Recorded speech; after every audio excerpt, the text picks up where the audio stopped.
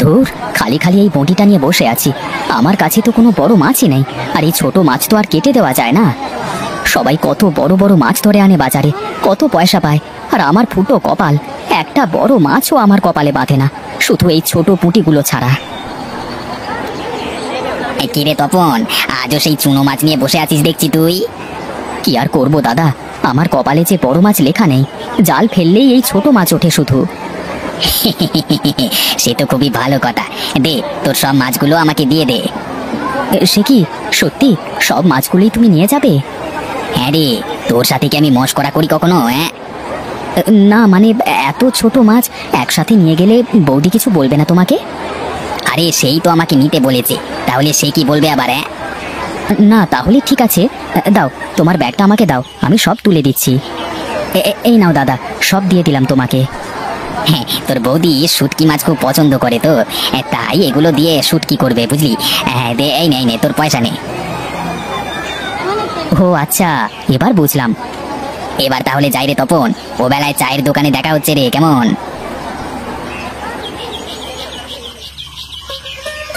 কই গো গিন্নি, কোথায় গেলে তুমি? একবার এদিকে এসো একটু। কি হলো, এত গলা ফেলে ডাকছো কেন? মনে হচ্ছে পুরো ঘর বাড়ি মাথায় করে ফেলবে। আরে না না, কি যে বলো, এই নাও এগুলো রাখো। কি আছে এই ব্যাগে শুনি? তোমার তো কপালে দুটো চোখ আছে, দেখে নিতে পারছো না নাকি? ওটাও আমাকে করে দিতে হবে। ও মা, এ তো নতুন শাড়ি, তুমি আমার জন্য এনেছো?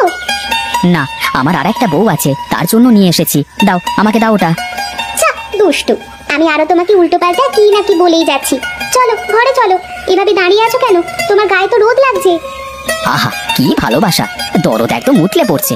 এই জন্যই বুঝি সবাই বলে মেয়ে মানুষ।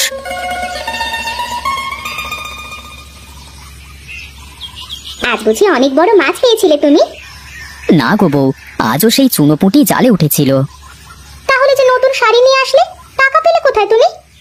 বেশ কিছু ছোট মাছ ছিল, যোগুদা একাই সব মাছ নিয়ে গেল। বৌদি নাকি শুটকি মাছ খেতে ভালোবাসে। নিশ্চয়ই বৌদি বাঙাল বাড়ির মেয়ে, তা না হলে কি আর এত শুটকি খায়? তা সে যাই হোক, আমার তো সব মাছ বিক্রি হলো। কিন্তু এভাবে আর কতদিন? এবার একটা কিছু করো না, আমরা কি সারা জীবন গরিবই থাকবো নাকি? দেখো গিন্নি, আমার তো নৌকা নেই। একটা নৌকা থাকলে বড় নদীতে গিয়ে সবার মতো আমিও বড় বড় মাছ ধরে আনতে পারতাম। আমি বলি কি, তুমি এক কাজ করো, নবীন মাধবের ওই যে ভাঙা বাড়িটা আছে, তার পাশে যে পুকুর, ওই পুকুর থেকে তুমি মাছ ধরো। এটা কি বলো তুমি গিন্নি? ওখানে কেউ যায় না, মানুষ বলে ওটা নাকি একটা অভিশপ্ত পুকুর, আর ওই পুকুরে মাছ আছে। এটা তুমি কিভাবে জানলে? বাড়ি পানিতে মাছ থাকবে না? আর ওখানে তো কেউ অনেক দিন হলো মাছ ধরে না, তার মানে বড় বড় মাছ পাবে। সে পরে দেখা যাবে। কিরে তপন, এত দেরি করে আসলি যে, বাড়িতে কি করছিলি? আর বলো না দাদা, বাড়িতে গেলে সহজে বের হওয়া যায় নাকি? কই গো দাদা, তপনকে এক কাপ চা দাও দেখি। তারপর বলো, কি বলতে চাও? দেখ ভাই, তোকে একটা কথা বলতে চাই। তুই তো মাছ ধরি বেড়াস, একটা কাজ করলে কেমন হয়? কি কাজ আগে বলো দেখি, একটু শুনি। আমি তোকে একটা বড় দেখে নৌকা কিনে দিই, তুই দু একজন সাথে করে নিয়ে বড় নদীতে গিয়ে মাছ ধর, এতে তোরও কিছু হলো আর আমারও কিছু হলো। হ্যাঁ, তা তো ভালোই হয় দাদা, কিন্তু তার আগে আমাকে একটু গিন্নির কাছে শুনতে হবে। কেন রে, তুই পুরুষ মানুষ হয়ে সিদ্ধান্ত নিতে পারিস না? বইয়ের কথা কারা শোনে জানিস তো? তুমি যাই বলো দাদা, ঘরে তো ওই একটা মাত্র মানুষই, আমি চলে গেলে তো তাকে একলাই থাকতে হবে, সাথে করে তো আর নিয়ে যেতে পারবো না। হ্যাঁ তা তো ঠিকই বলেছিস। আচ্ছা তুই তাহলে আমাকে জানাস কালকে। হ্যাঁ, এখন আমি উঠি, তোর বৌদি আবার রান্না করে বসে আছে, আমি গেলে তারপর খাবে।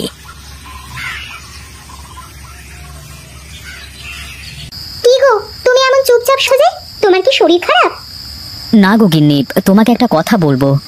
হ্যাঁ বলো, এত আবার শোনা কি আছে? যোগুদা বলল একটা বড় নৌকা কিনে দেবে, কাল থেকে আমাকে বড় নদীতে গিয়ে মাছ ধরতে বলেছে। এ তো খুবই ভালো কথা, তো যাও না, এই সুযোগ কি কেউ ছাড়ে? দেখবে একদিন তোমার নিজেরই বড় নৌকা হবে।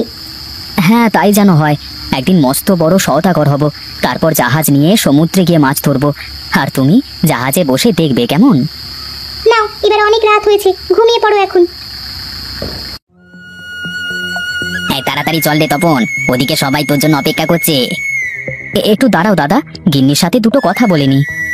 ওগো, তুমি কোনো চিন্তা করো না, আমি ভালো মতো যাবো আর ভালো মতো ফিরেও আসবো। ঠিক আছে। আছে, সাবধানে যাবে আর সাবধানে কাজ করবে। বড় নদীতে শুনেছি কত কি থাকে। আর কত সময় নিবি রে তপন, চল চল, তা না হলে আবার নদীতে ভাটা পড়ে যাবে, তখন আর নৌকা নিয়ে যাওয়া যাবে না।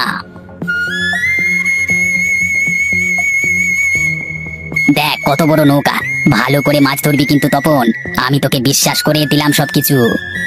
দাদা, আমি তোমাকে কথা দিচ্ছি, আমি তোমার বিশ্বাস রাখবো।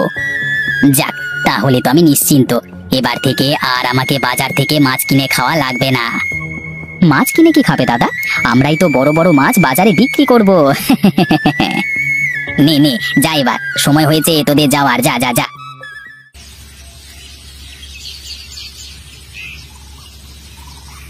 দাদা, কোনো খোঁজ পেলেন ওনার? না গো বোন, আমি তো ভাবলাম হয়তো বাড়িতে চলে এসেছে, তাই দেখতে এলাম। দাদা, আমার তো খুব ভয় করছে, কোনো বিপদ হলো কিনা। আমারও তো সেই ভয় হচ্ছে, বড় বড় নদীতে তো যখন তখন তুফান সৃষ্টি হয়, ওদের সাথে খারাপ কিছু না হয় যেন। ওনার কিছু হয়ে গেলে যে আমি একা হয়ে যাব দাদা, আমার যে আর কিছুই থাকবে না। তুমি চিন্তা করো না বোন, আমি দেখি ওদের কোনো খোঁজ পাওয়া যায় কিনা। ঘরে একটা দানা পানি কিছুই নেই, রাতে যে কি খাবো তাও তো জানি না। এখন তাহলে আমি কি করব?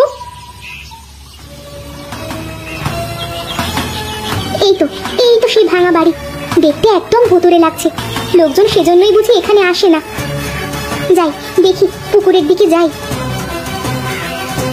বড় বড় মাছ তো থাকারই কথা এই পুকুরে। কি জালে তো কিছুই উঠলো না, মনে হচ্ছে পুকুরে বড় মাছ তো দূরের কথা, কোনো ছোট মাছও নেই। ওহ, হাঁপিয়ে গেলাম পুরো, এখন কি করি? না, এবারে শেষ, দেখি কিছু উঠাতে পারি কিনা জালে। কি ভাবলাম আর কি হলো, এই তো দেখি একটা কলস, কিন্তু এর মুখটা আটকানো কেন? দেখি তো ব্যাপারটা। কি, আমার তো বিশ্বাসই হচ্ছে না, এগুলো তো সব সোনার মোহর। রামু কাকা, সবাই কি চলে এসেছে? হ্যাঁ রে মা, গায়ের সব গরিব দুঃখী মানুষ এসেছে দুমুঠো খাবার খাওয়ার জন্য। বেশ, তুমি গিয়ে সবাইকে বসতে বলো, আমি আজ নিজে হাতে সবাইকে খেতে দেব। আপনারা সবাই বসুন, আজ আপনাদের তনুমা নিজ হাতে আপনাদের খাওয়াবে। নাও মা, এবার তুমি সবাইকে খাবার দাও, সবাই তোমার জন্যই বসে আছে।